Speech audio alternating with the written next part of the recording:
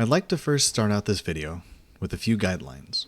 This video is a critique and a response to another video by another YouTuber who happened to make a video about a game, Dead Frontier 2.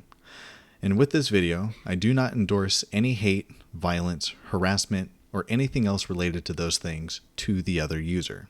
I don't know who they are, and I don't really care. But their thoughts and opinions about Dead Frontier, I am most certainly interested in, and would like to provide my feedback based on their input about the game. With that out of the way, let's dive in. The user claims that the game, Dead Frontier 2, is unique, gives something you can't get anywhere else, has a lot of potential, and makes you want the game to succeed, but then goes on with examples that they term as rot within the game, in which it holds it back from being all of these things mentioned.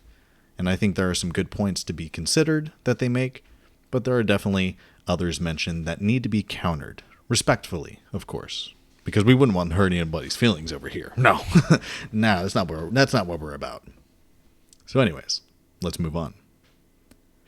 They at one point described the game as Diablo, but not as good, which they might have a point when it comes to how the stats on gear is randomized upon looting, but with that, and maybe the exception of unique items in the game, but beyond that, there's very little to compare between Diablo, or any of the Diablos for that matter, to Dead Frontier 2, or any of the Dead Frontier games.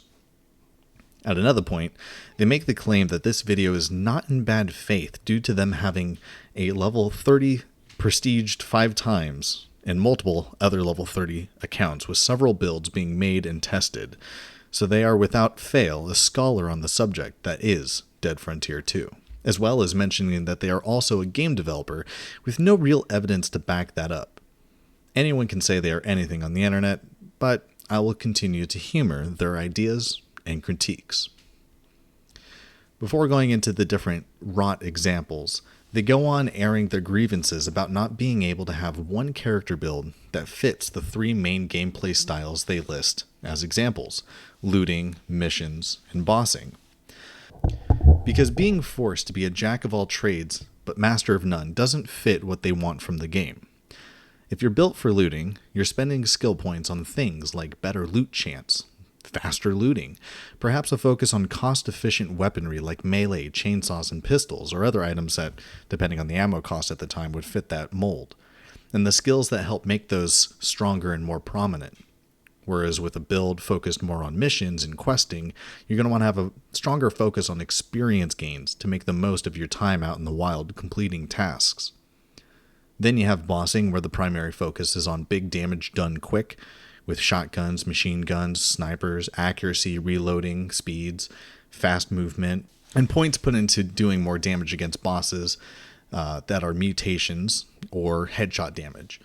That's not even looking at equipment specializations as well, which further enhance your character based on your intentions of play, be it looting, mission grinding, or boss grinding.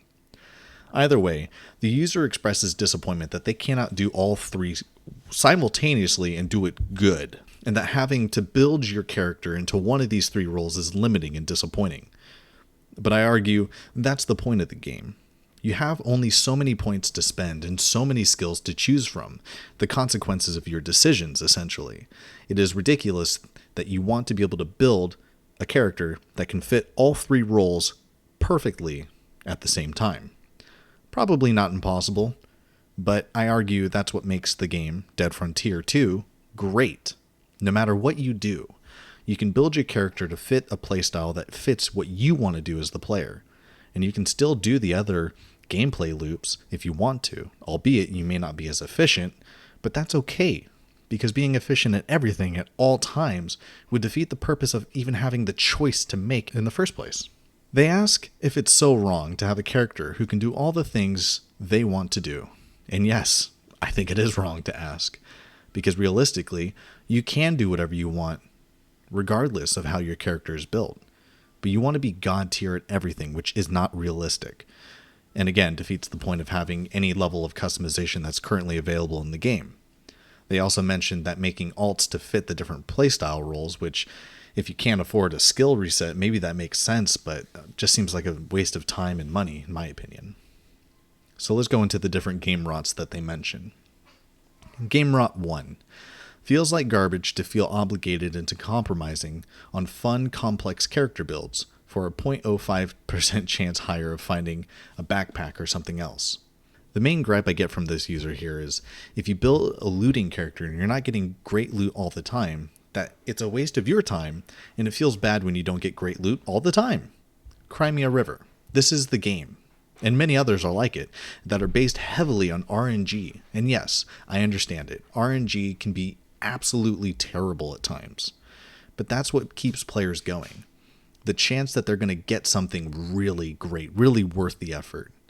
Now, this mechanic can be manipulated in a way to extract a lot more out of a gamer, be it their time, their money, or something else. You see this a lot with gacha games, where you have a chance of getting a top-tier character, armor, equipment, etc. And then you have games like Dead Frontier 2, where a unique drop or two can really boost the power and abilities of your character. These things cannot be handed out like some cheap piece of dirt on the road. And thus, when the drop actually happens, it makes that moment so much more incredible and worth the effort. Again, the user is too bent on looting because they're not getting everything that they want from the game. And they want to be able to spend as little time as possible to get all the great things, sick pieces of loot or equipment to either help you out later or toss into the market for an insane fortune, because you're the one out there busting your nuts trying to get that gear, where others aren't willing to put in the work or effort, but they have the money to afford that gear for those who do. That is part of the ecosystem within the game that cannot be toyed with to meet your impatient needs. Because then what would be the point of all the insane drops being everywhere and everywhere? They'd lose their point and purpose. They would stop being diamonds in the rough, so to speak. The hunt and the joy of the hunt is lost, and then would mean nothing any longer. Game Rot 2. Bossing is boring and plagued by too many useless random filler stats on items. I would say this kind of falls similarly under the general spectrum of looting, but bossing is definitely a case of higher risk and similar reward. I can't speak to the exact specifications of boss loot tables versus in-world loot tables, whether a locked room that needs a key would have a similar or lesser chance at good loot as a boss of that same zone would have. But it would make sense that bossing would yield and should yield somewhat better loot chances per encounter. The argument here is brought up that since you're generally using more expensive offensive builds or bossing builds, that you should be handed better rewards, or rewards that aren't just useless stat sticks and items that would generally serve nobody. Again, this game operates heavily on RNG, and perhaps there's something that admin could add in to alleviate this issue with something that gamers would have to earn in game or purchase to assist them with, specializing the drops that they do get. But then, there's that issue of, wrecking the economy in the game, but who knows if it's already wrecked, or maybe that's just wishful thinking. Game Rot 3. Too much incentive to specialize your character into one task, reducing organic character building to flat damage bonuses, incentivizes mandatory alt character grinding. This is one point I actually do agree with, that there should be a universal damage stat and not 3 focused on regular zombies, mutated boss zombies, and players. As it stands, there is little to no incentive for PvP builds to exist. Bossing requires mutated damage for faster clearing, and regular zombie damage really helps best with looters and mission runners. I think there could be more to work with here to help out the game as a whole, so smooth brains like this user don't feel that they have to create different characters and different alts to do looting, missions, or bossing, because I think that's just ridiculous. Game Rot 4. Mission system is not social and broken. At this point, they briefly complain about how the mission builds require experience to be effective, and leveling without experience and skills or stats is boring. I don't know really what else to say other than cry harder, adapt, and overcome. Leveling to 30 wasn't difficult, and the daily missions definitely helped alleviate that grind a bit for me and personally.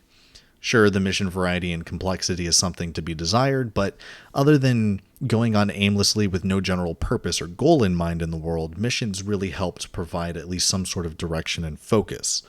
Without them, leveling to 30 would have been a lot more terrible, but they're not awful. There is definitely something to be explored in future updates when it comes to missions and quests to make them a little bit more robust and meaningful. Game Rot 5. XP gain buffs are a poor substitute for making your game good, so that people wouldn't want to skip the grind. They feel depressing whether you build for them or not.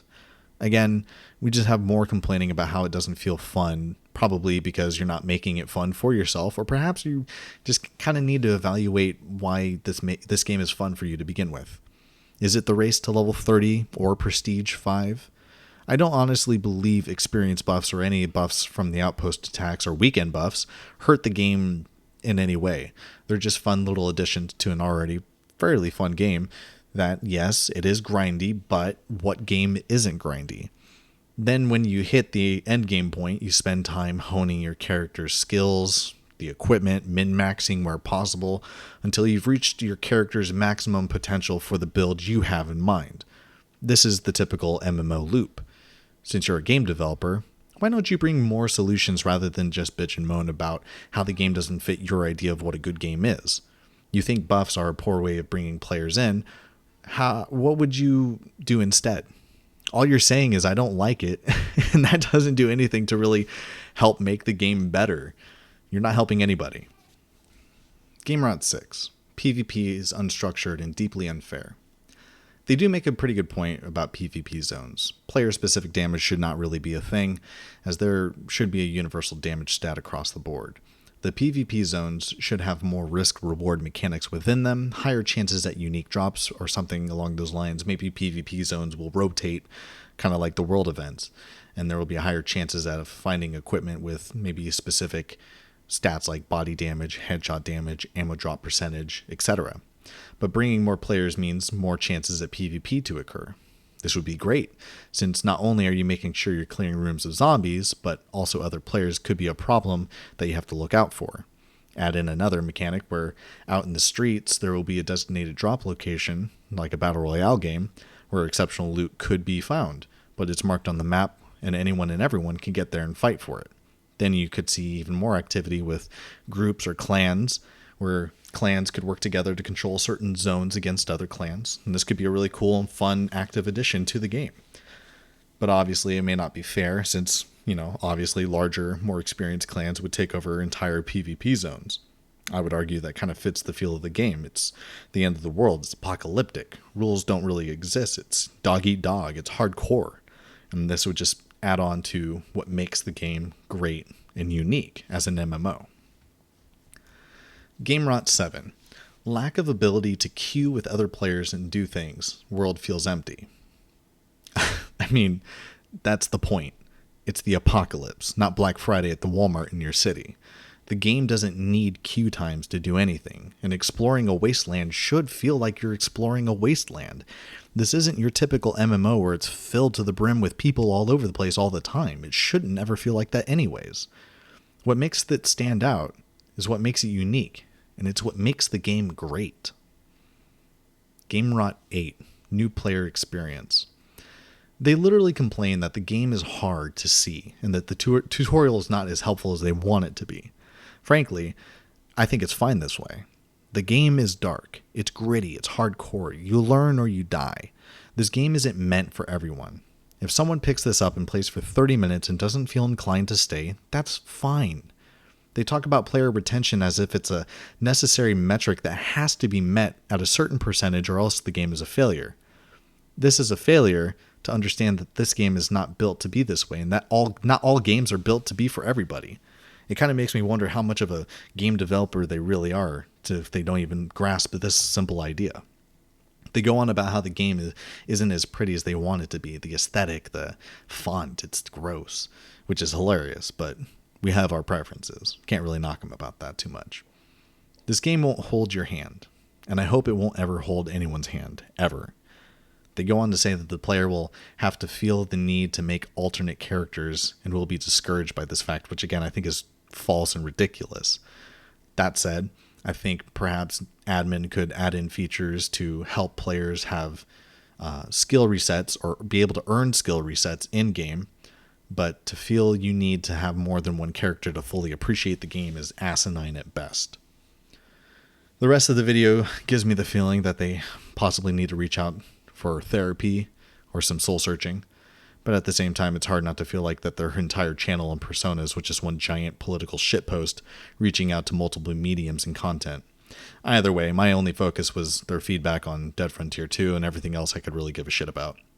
I hope you enjoyed my video going over their points and my retorts to their points. Feel free to like or dislike, subscribe if you want more content like this, and if you are a Dead Frontier 2 player yourself, let me know your thoughts below. What would you like to see in Dead Frontier 2 in future updates? What would make the game better for you, or perhaps others who are new to the game? Thank you for watching, and I hope to see you in the next video.